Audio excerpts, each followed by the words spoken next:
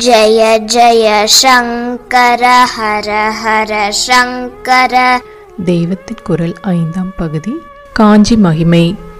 திக் விஜயமெல்லாம் முடித்து முடிவாக காஞ்சிபுரத்துக்கு வந்தார். கச்சி மூதூர் என்று சங்க இலக்கியமான பெரும்பானாற்றுப்படை முதலியவற்றிலேயே சொல்லப்படும் அந்த புராதனமான நகரம் மகாஷேத்திரம் என்பதாக மட்டுமின்றி பெரிய வித்யா ராஜதானியாகவும் இருந்திருக்கிறது. வடக்கே காசி மாதிரி தெற்கே காஞ்சி, சான்றோர் உடைத்து என்று சிறப்பிக்கப்படும் தொண்டை நாட்டின் தலைநகரம் அதுதான். கடிகாஸ்தானம் எனப்படும் சம்ஸ்கிருத யூனிவர்சிட்டி இருந்த நகரம் அது. அப்பர் சுவாமிகள் கல்வியை கரையில்லாத காஞ்சி மாநகரா என்கிறார். பல மத சித்தாந்திகளும் கூடியிருந்த இடம் அது என்று மணிமேகலையில் இருந்து தெரிகிறது.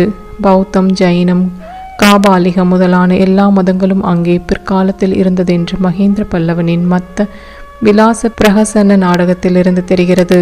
சரித்திரத்தில் சக்கரம் ஒரு முழு சுற்று சுற்றி பழையபடியே மறுபடி நடக்கும்போது எந்த வட்டாரத்தில் எப்படி இருந்ததோ அப்படித்தான் திரும்பவும் நடக்கும்.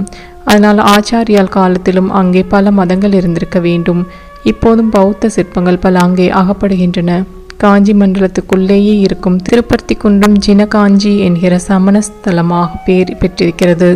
க்ஷேத்திரம் என்று பார்க்கும்போது ரத்னத்ரயம் என்கிற ஈஸ்வரன், அம்பாள், பெருமாள் ஆகிய 3 பேருக்கும் முக்கியமான ஸ்தலமாயிருப்பது அது. எண்ணி முடியாத கோவில்கள் சகல தெய்வங்களுக்கும் அங்கே இருப்பதில் ஏகம்பம் பரமேஸ்வரனின் பஞ்சபூத ஸ்தலங்களில் பிருத்வி கஷேத்திரமாயிருக்கிறது. அம்பாள் காமாட்சியின் காமகோட்டம் என்பது அத்தனை அம்மன் சன்னதிகளுக்கும் மூல சக்தி பீடமாயிருக்கிறது. பெருமாள் வரதராஜாவாக உள்ள விஷ்ணு காஞ்சியை அத்தியூர் என்று வைஷ்ணவர்களின் திவ்ய தேசங்களில் சொல்வது. அதை 3 முக்கியமான கஷேத்திரங்களில் ஒன்றாக சொல்கிறார்கள். ஸ்ரீரங்கமும் திருப்பதியும் மற்ற 2. விஷ்ணு காஞ்சியை தற்போது சின்ன காஞ்சிபுரம் என்கிறோம். பெரிய காஞ்சிபுரம் என்பது சிவகாஞ்சி.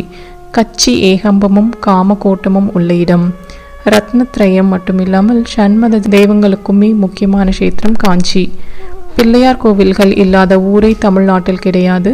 அப்படி காஞ்சிபுரத்திலும் அநேகம் உண்டு. அங்கே ஒரு பேட்டைக்கு பிள்ளையார் பாளையம் என்று பெயர்.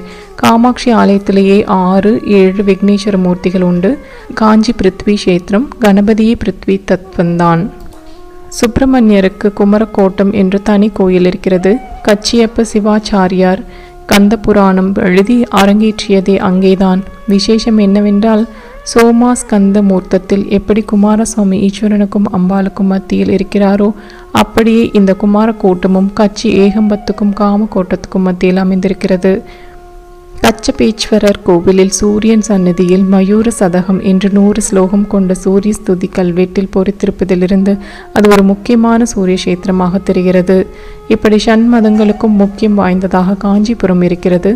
ஆச்சாரியாளுக்கு முந்தையே அப்படி இருந்த அவர் அதனாலேயே அங்கே வந்து தங்கியிருக்கலாம். அல்லது ஷண்மத ஸ்தாபனாச்சாரியார்களாகிய அவர் வந்து தங்கியதாலேயே அது இப்படி பெருமை பெற்றிருக்கலாம். சப்த மோட்சபுரிகளில் தட்சிணத்தில் உள்ள ஒன்றே ஒன்று காஞ்சிபுரம் தான் என்பது அதன் தலையான சிறப்பாகும்.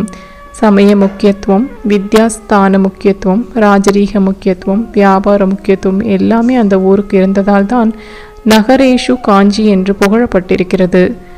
ஜெய ஜெய சங்கர ஹர ஹர சங்கர.